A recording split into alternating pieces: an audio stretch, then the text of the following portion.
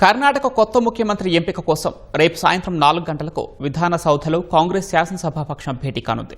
CLP నేతగా DK శివకుమార్ను ఎన్నుకునే అవకాశం ఉంది. సీఎం పదవికి రాజీనామా చేసిన తర్వాత ఢిల్లీకి వెళ్లిన సిద్దరామయ్య ఏఐసీసీ అధ్యక్షుడు ఖర్గేతో పాటు రాహుల్ గాంధీతో సమావేశమయ్యారు.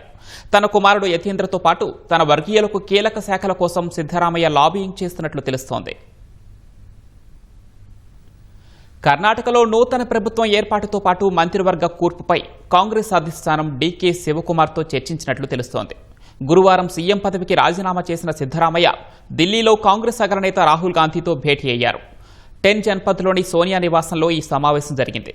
అయితే ఈ భేటీలో సోనియా పాల్గొనలేదని పార్టీ వర్గాలు తెలిపాయి. అధిష్టానం ఆదేశానుసారం సీఎం పదవికి రాజీనామా చేసి నాయకత్వ మార్పునకు మార్గం సుగమం చేసిన విషయాన్ని రాహుల్ గాంధీ దృష్టికి తీసుకువెళ్లినట్లు సమాచారం. తన భవిష్యత్తు ప్రణాళికలతో పాటు కొత్త ప్రభుత్వం ఏర్పాటు గురించి చర్చించినట్లు తెలుస్తోంది. ఈ సందర్భంగా తన కుమారుడు యతీంద్రతో పాటు తన వర్గీయులకు ఉప ముఖ్యమంత్రి పదవి, కీలక శాఖలివ్వాలని సిద్దరామయ్య కోరినట్లు సమాచారం. రాజ్యసభ, ఎమ్మెల్సీ ఎన్నికలకు సంబంధించి కొన్ని పేర్లను రాహుల్కు సమర్పించినట్లు సమాచారం.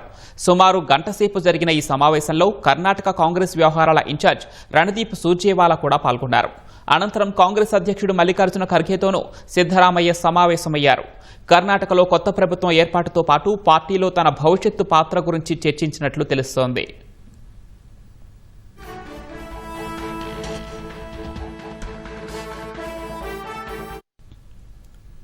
రేపు శాసనసభాపక్ష సమావేశం నిర్వహించాలని కాంగ్రెస్ అధిష్టానం నిర్ణయించింది.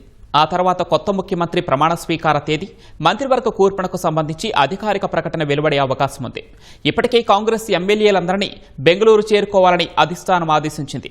సీఎల్పీ నేతగా డీకే శివకుమార్ను ఎన్నుకునే అవకాశం ఉంది. సిద్దరామయ్య మంత్రివర్గంలో పనిచేసిన పలువురికి డీకే శివకుమార్ కేబినెట్లో చోటు దక్కే అవకాశం లేదని పార్టీ వర్గాలు తెలిపాయి. సామాజిక సమీకరణాల్లో భాగంగా 4 ఉప ముఖ్యమంత్రులను నియమించే అవకాశం ఉందని తెలుస్తోంది.